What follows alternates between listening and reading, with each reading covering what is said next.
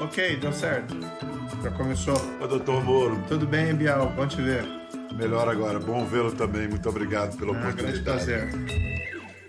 Olá, muito bem-vindos ao prosseguimento de nossas conversas com candidatos, pré-candidatos e personagens-chave na eleição do ano que vem. Já estiveram aqui no programa Fernando Haddad, Eduardo Leite, Ciro Gomes, Simone Tebet, Ronaldo Caiado, entre outros, assim como já estão convidados Alessandro Vieira, João Dória, Lula, também entre outros. Hoje a nossa conversa é com um homem público que provoca tantas paixões a favor e contra que suscita a pergunta: dá para ser herói e vilão da mesma história? A mitologia diz que sim. O semideus Hércules, antes de ser herói, assassinou a esposa e os filhos num surto. O mega hiper zíper blaster vilão Darth Vader ganhou redenção de herói ao matar seu chefe, Imperador Palpatine, para salvar Luke Skywalker. E então, nesses casos, foi o herói que virou vilão ou vilão que virou herói? O convidado que nos honra com sua presença hoje, primeiro, foi avatar do desejo de justiça dos brasileiros. Como juiz símbolo da mais bem-sucedida operação de combate à corrupção na história do país, a Lava Jato, ele foi ungido como herói nacional. Depois, o jogo virou e, num lance cinematográfico, passou a ser visto também como vilão.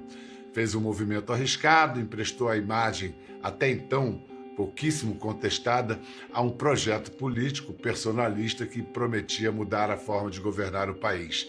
Virou o avalista moral de um presidente nem tanto.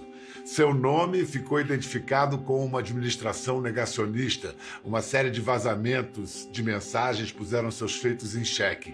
De herói ganhou tintas de vilão, tanto à esquerda quanto à direita. Poderia ter sido o fim da linha, mas não foi.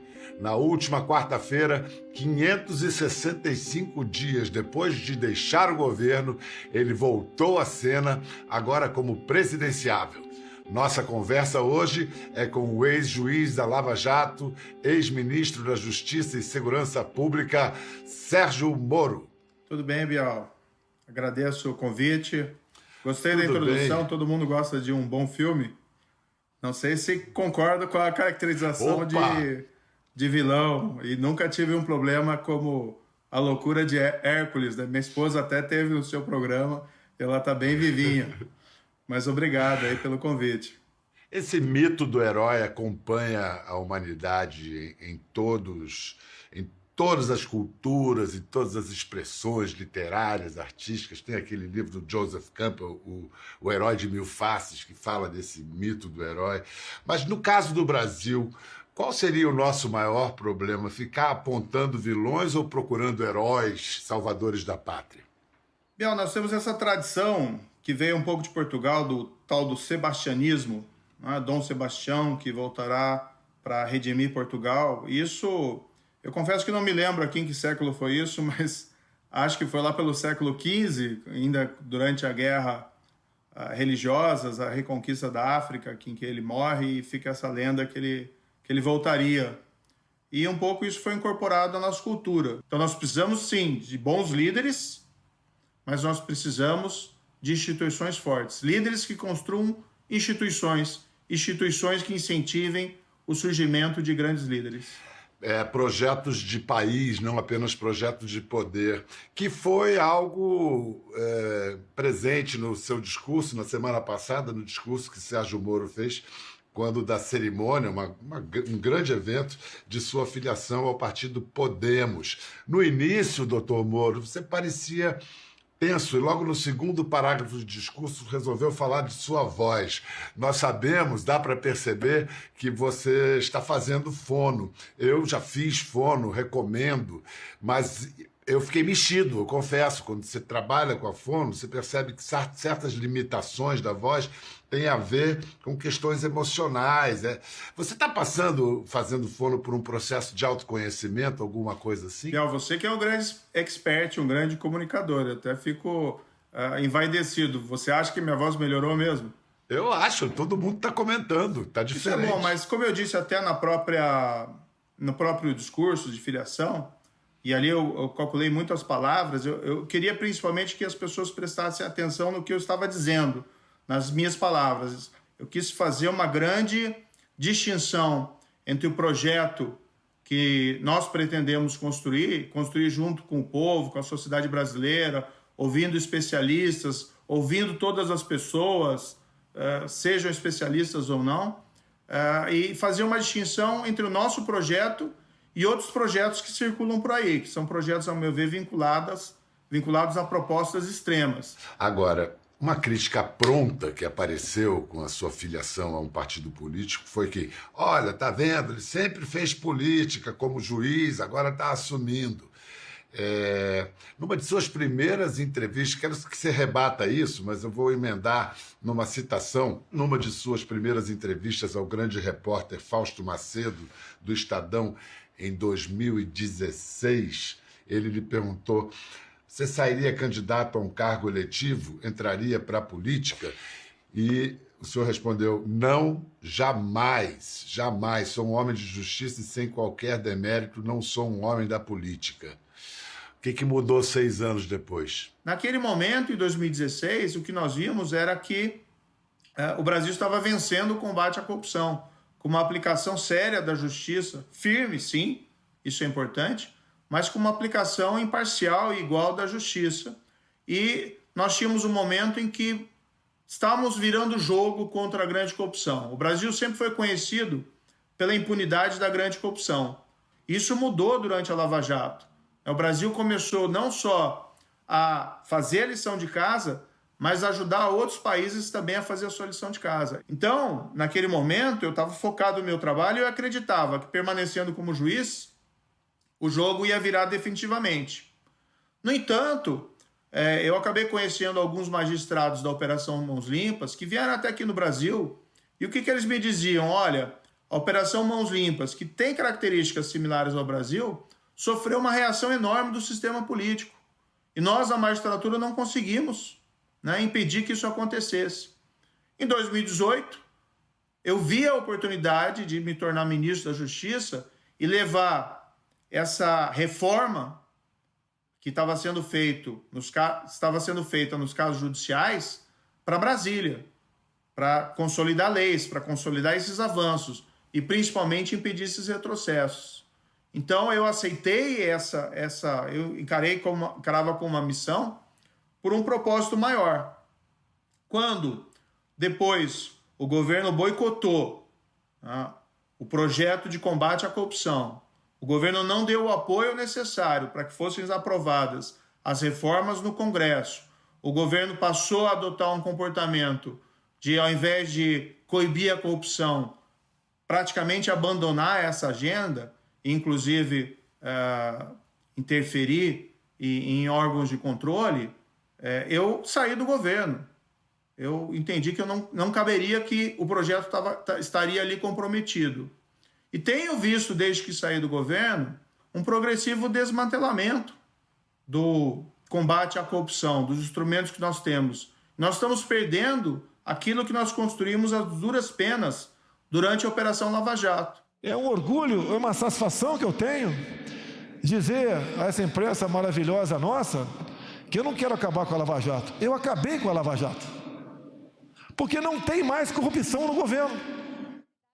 E fui convidado por várias pessoas pelo partido do Podemos para liderar um projeto, para nós tentarmos não só reconstruir o combate à corrupção, mas construir um projeto de país, para recuperar todos aqueles sonhos perdidos.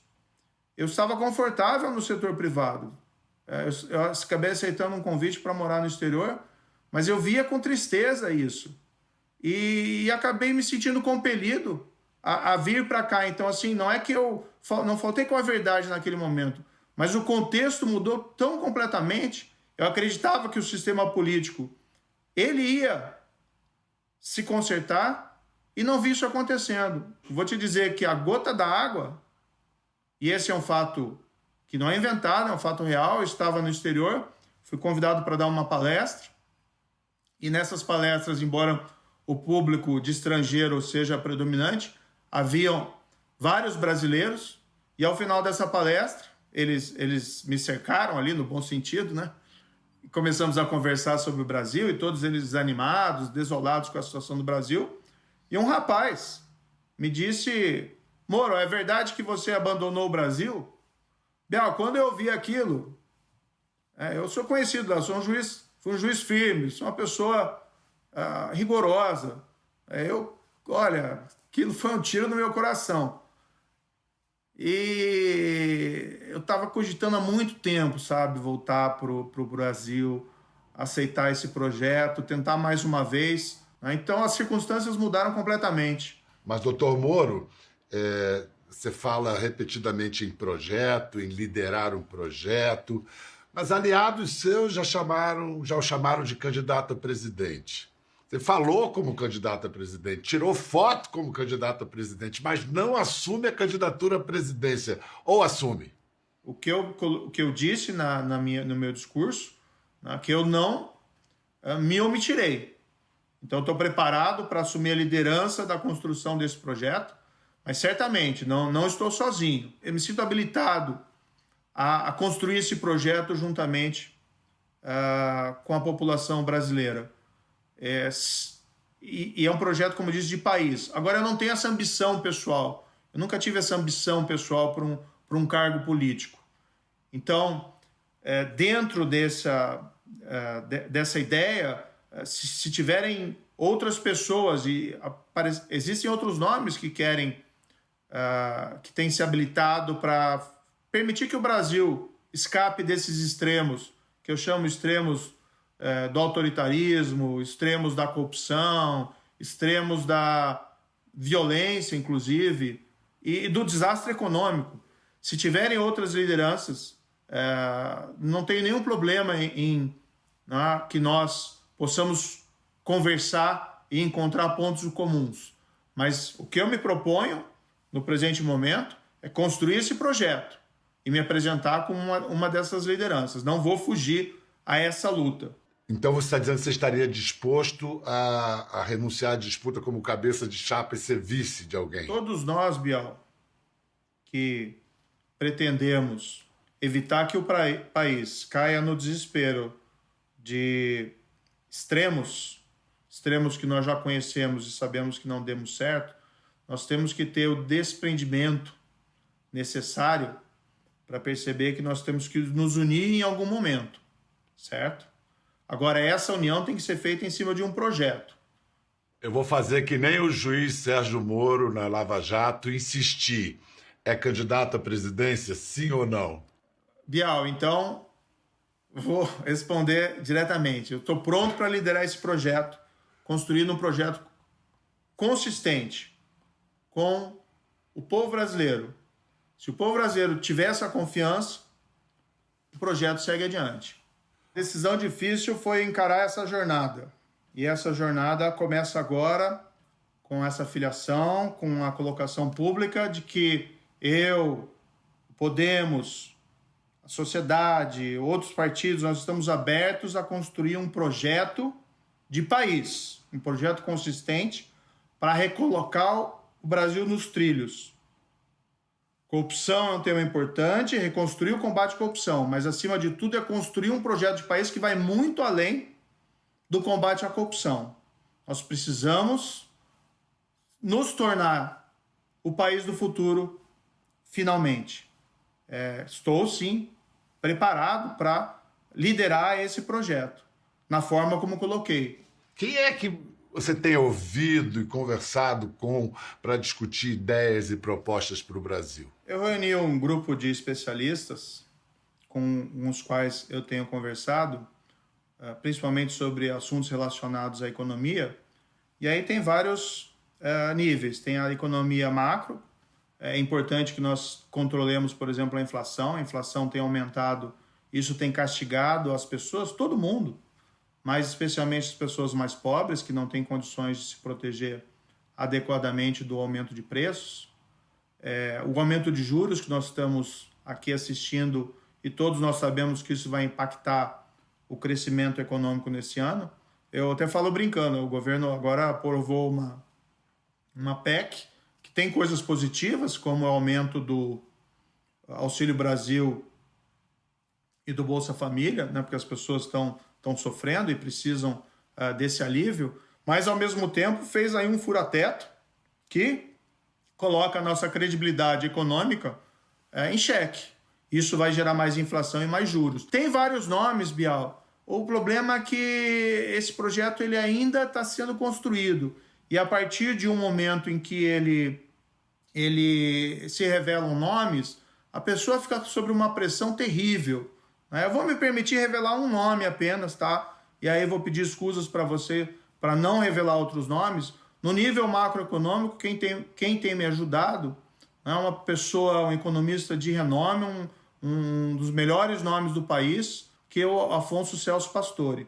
Todas as pesquisas apontam até agora que é do Bolsonaro que você tira mais votos. Eu queria rever um momento em que, hoje ele é chamado de capitão, mas a carreira dele foi um ex-tenente, onde ele deixou claro o que realmente ele queria fazer no governo e o que fez você entregar o boné, a famigerada reunião ministerial de 22 de abril de 2020.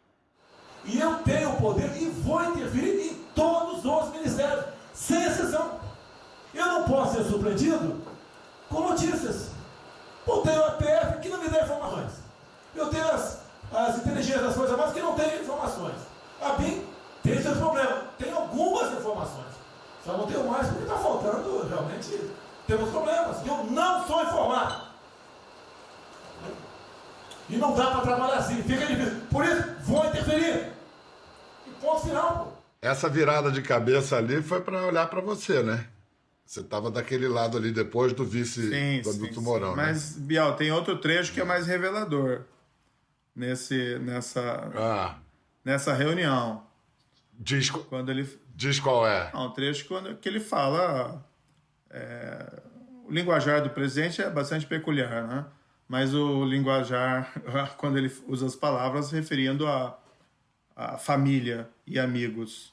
Mas é putaria o tempo todo para me atingir, mexendo com a minha família. Já tentei trocar gente da segurança nossa no Rio de Janeiro, oficialmente, e não consegui. Isso acabou.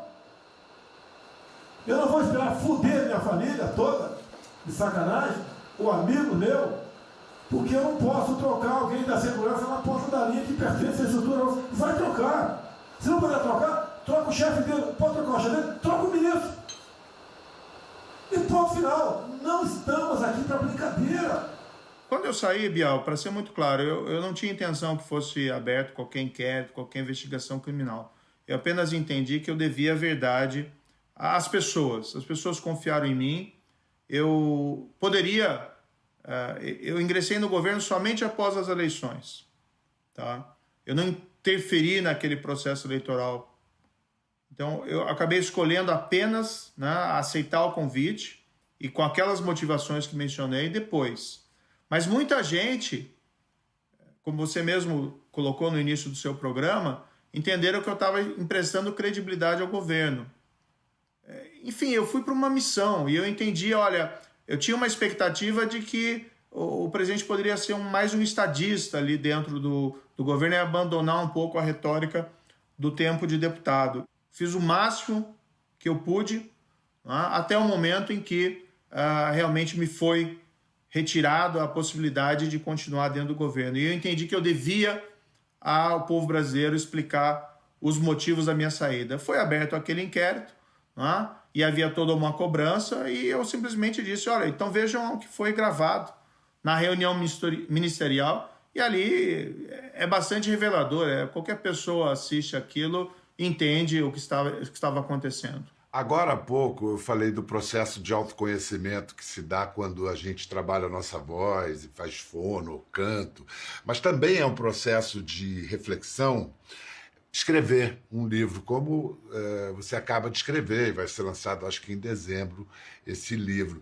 Revendo tudo o que aconteceu, você reconsiderou algumas coisas? Por exemplo, você disse há pouco que não interferiu em momento algum durante a campanha, mas a delação do Palocci foi liberada momentos antes do segundo turno. se não me engano, do segundo turno do primeiro.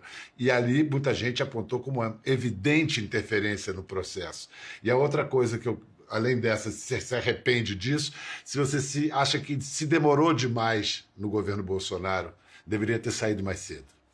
Bial, vou aproveitar aqui, vou pedir escusas para você, mas para fazer aqui então a propaganda, até recebi o livro, né? Esse livro deve ser lançado, já está disponível para pré-venda, mas deve ser lançado até o final do mês, em que eu conto, relato episódios da minha carreira como juiz, não é só Lava Jato, tá? E também depois o meu período do governo e fatos ali bastante detalhados. Eu entendi, eu tinha uma necessidade até mesmo espiritual de colocar isso no papel e dizer a verdade. Esse episódio que foi mencionado do depoimento do Palocci é uma falsa narrativa. Isso foi antes do primeiro turno. Nem havia uma disputa entre Haddad e Bolsonaro. Existiam ali diversos candidatos, né? Se houvesse qualquer tentativa de interferência, seria antes do segundo turno. E eu poderia, muito simplesmente, eu fui procurado pelo ministro Paulo Guedes na semana anterior ao segundo turno. Isso é um fato público, não é nenhuma novidade. Embora sempre que eu conto isso, colocam daí como se fosse uma novidade. E eu fui convidado, e o ministro Paulo Guedes, muito sedutor, né, me disse, olha, eu vou ser o proponente da economia liberal no governo Bolsonaro, e você vai ser o rule of law, a garantia do governo de leis.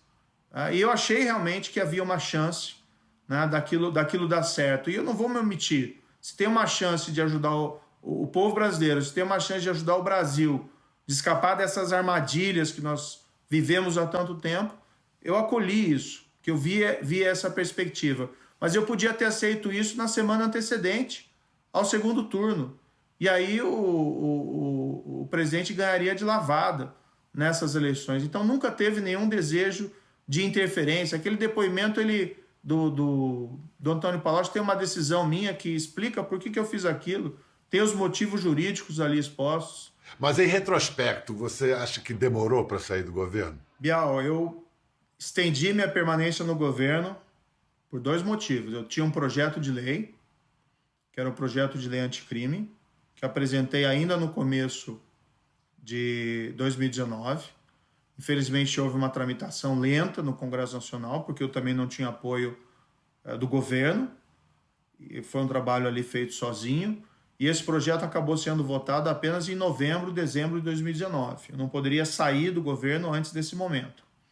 A partir daquele momento que o projeto é aprovado, tá? Ele tem muitas coisas boas nesse projeto. Infelizmente, ele não foi aprovado nos termos que eu apresentei. E algumas medidas ali foram inseridas no projeto que prejudicavam, na minha opinião, o combate à corrupção. Pedi ao presidente que vetasse. Quase implorei. O presidente não vetou. Para mim, causou ali uma grande surpresa, já que ele havia, inclusive, sido eleito com esse discurso do combate à corrupção.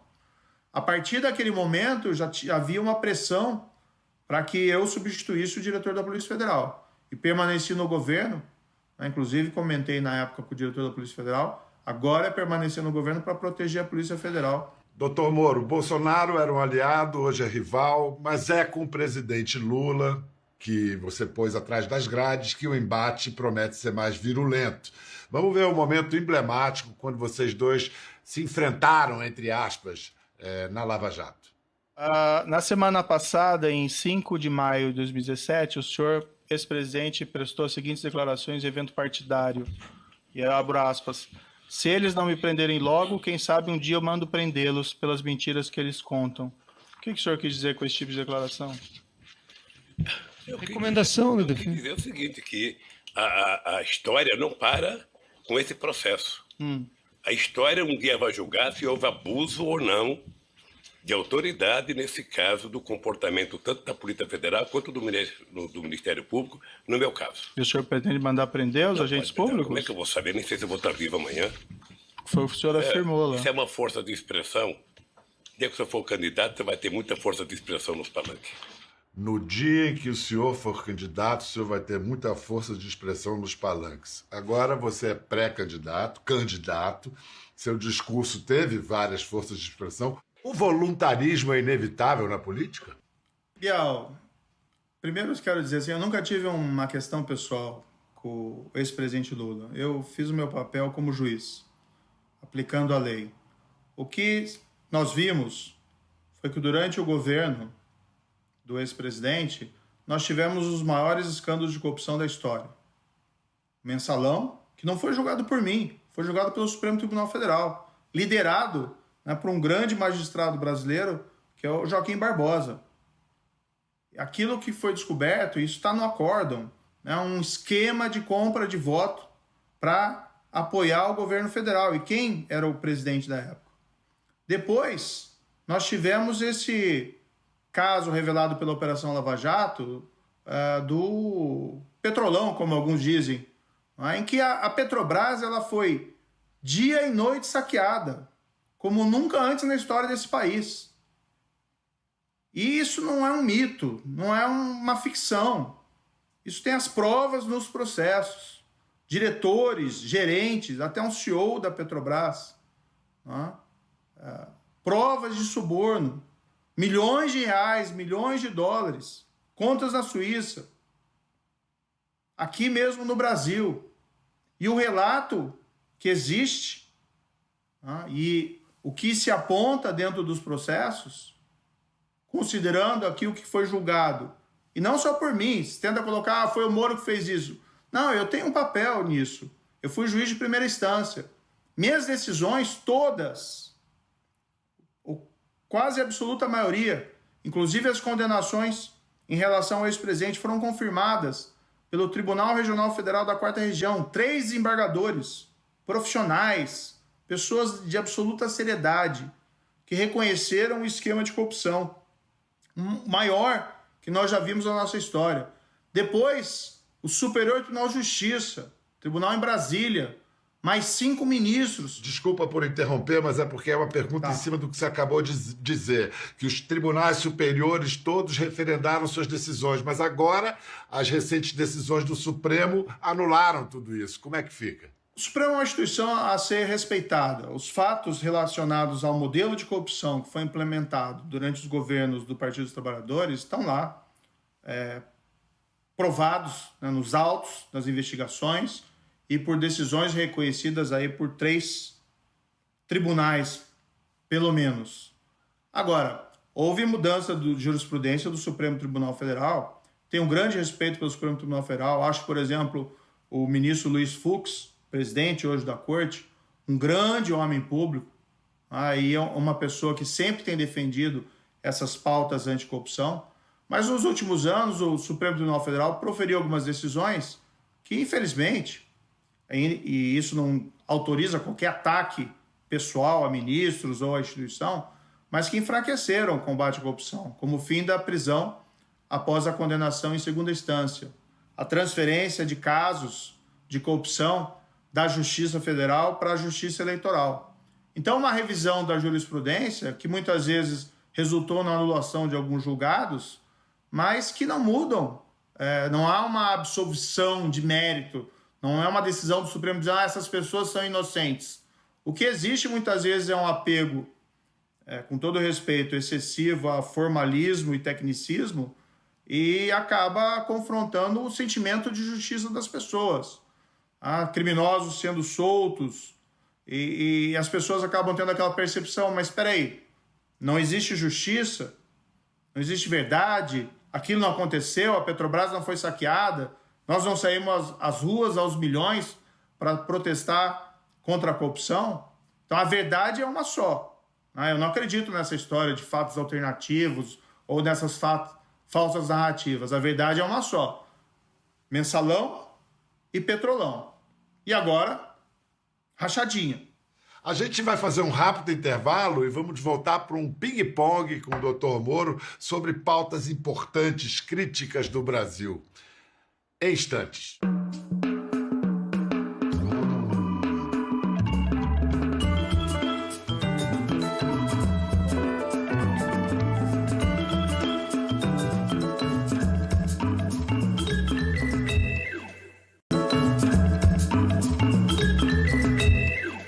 Bem-vindos de volta à nossa conversa com o ex-juiz da Lava Jato, ex-ministro da Justiça e Segurança Pública, Sérgio Moro, que na última quarta-feira se filiou ao partido Podemos.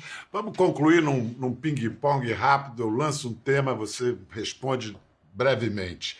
Controle dos preços dos combustíveis, a favor ou contra? Nós temos que trabalhar essa questão do aumento dos combustíveis de várias maneiras. Ele tem crescido, isso tem assustado as pessoas. Nós temos que controlar esses aumentos com as políticas econômicas certas. Então, uma das causas é o descontrole da inflação e o descontrole da nossa política cambial. Então, a responsabilidade por esse aumento de combustíveis está muito clara. De quem é a responsabilidade? A responsabilidade é do governo. Mineração e exploração econômica de terras indígenas, a favor ou contra? Esse ping-pong é um pouco complexo, viu, Biel? Porque as respostas são sempre elas precisam de um pouco mais de elaboração. Quando eu era ministro da Justiça, a FUNAI ela acabou indo para o Ministério da Agricultura e foi trazida de volta para o Ministério da Justiça. Qual que era a minha avaliação? Nós temos povos indígenas, brasileiros como nós, em diferentes situações e com diferentes aspirações. Nós temos tanto povos indígenas isolados, que precisam de um tipo de política pública, como nós temos povos indígenas que desejam ter alguma espécie de atividade econômica de exploração. O que nós precisamos, acima de tudo, garantir é a autonomia, né, dos povos indígenas para decidir o seu próprio destino. Eles não precisam e não devem ser encarados como, vamos dizer assim, dependentes, né, ou submetidos às políticas que os tornem sempre dependentes do Estado, como uma espécie de assistencialismo. Eles têm que ter amparo, eles têm que ter proteção, né, do governo, mas precisam ter soluções específicas para cada uma das situações. As terras indígenas pertencem aos indígenas, evidentemente. Eles têm que se resguardar a autonomia decisória deles de como vão construir o seu próprio destino. Então, acho que realmente o ping-pong busca simplificações que para questões muito complexas isso nunca é bom. Mas vale perguntar o que você anda lendo? Tá bom, claro, certamente, certamente. Eu estou lendo um livro que é bem interessante, que o título em inglês é River Doubt, que é o Rio da Dúvida, que conta a história da exploração da Amazônia, isso ainda começo do século XX, em uma expedição do Theodore Roosevelt, que foi ex-presidente dos Estados Unidos, e ele vem ao Brasil para fazer uma expedição no Amazonas, para explorar esse Rio da Dúvida, junto com o nosso Cândido Rondon, nosso grande Cândido Rondon. Nós conversamos com o Dr. Sérgio Moro nessa série de entrevistas, de conversas que nós estamos fazendo com personagens-chave para a eleição presidencial do ano que vem, 2022. Muito obrigado, Sérgio Moro. Muito obrigado, doutor Moro. Um grande abraço. Obrigado, Bial. Foi um grande prazer aqui estar de novo com vocês. Um prazer. Obrigado. A porta está sempre aberta. Para vocês em casa, até a próxima.